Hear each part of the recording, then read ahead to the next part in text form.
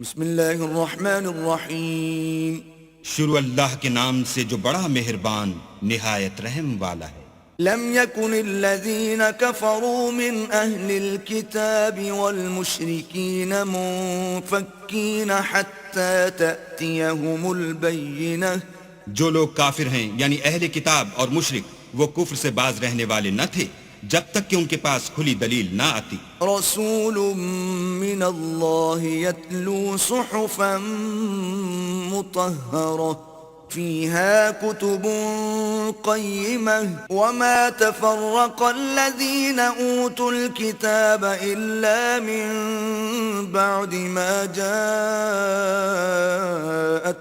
البينة یعنی اللہ کے پیغمبر جو پاک اوراق پڑھتے ہیں جن میں مستحکم آیتیں لکھی ہوئی ہیں، اور اہل کتاب جو متفرق و مختلف ہوئے ہیں تو دلیل واضح کے آنے کے بعد ہوئے ہیں۔ وما أمروا إلا ليعبدوا الله مخلصين له الدين حنفاء ويقيموا الصلاة ويؤتوا الزكاة وذلك دين القيمة۔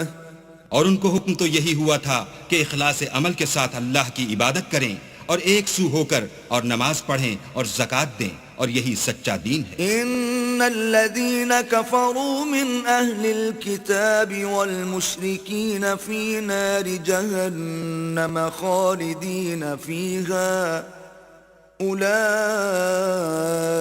هم شر البرية۔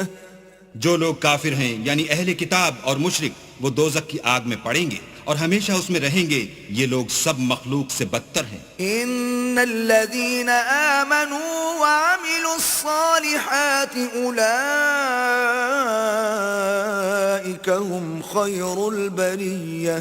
اور جو لوگ ایمان لائے اور نیک عمل کرتے رہے وہ تمام خلقت سے بہتر ہیں۔ جزاؤهم عند ربهم جنات عدن تجري من تحتها الأنهار خالدين فيها أبدا رضي الله عنهم ورضوا عنه ذلك لمن خشي ربه۔